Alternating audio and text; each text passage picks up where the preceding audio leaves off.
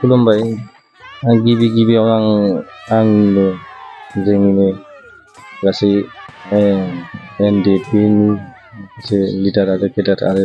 जोंनि गासै बर' रायजो राजाफोरनिसिम आंनि अननाय आरो खुलुमनायखौ जासिहरनाय थाबाय जाहाथे आं दुखु दाहानि गेजेरजों दिनै 11 बोसोर जोबथेसालियाव थानानै दिनै उदां जाबाय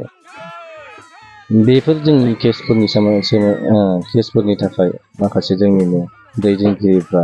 जोंनि बर' ससाइटिफ्रा मावनानै जोंखौ उदां खालामबाय बिनि थाखाय आं बहुद रोजा रोजा साबायखर होनाय थाबाय बिथांमोननिसिम। दायो जे नोंथाङा गावनि आंगो न' फारसे मोनफैफिनबाय दायो नोंथाङा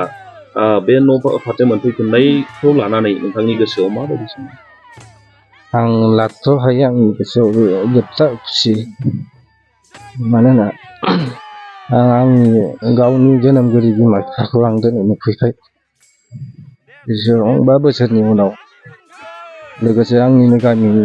आंनिनो लोगोफोर आंनिनो आइ आफा बिदा फंबाय गासैखौबो आं दिनै लोगो मोनफैबाय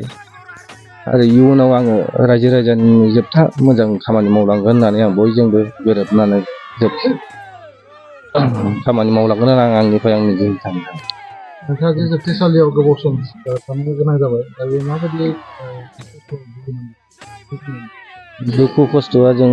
बर' हारिनि थाखाय जोङो जेब्ला ओंखारदोंमोन अब्लानिफ्राय जों दुखु खस्थ'खौ जोङो लानांखादों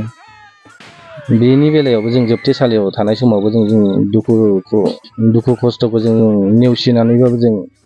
बर' हारिनि थाखाय जों सहायलांगोन होननानै दिनैसिम जों सहायनानै थागासिनो दं। गोजोन्थों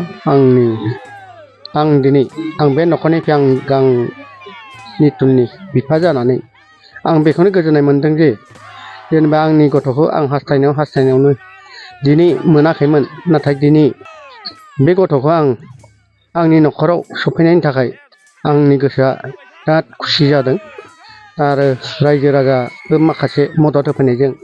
रंजाखांदों दुखु जादोंबाबो आं दिनै खुसिनिसो मोदै जों आं दिनै मोनदों आरो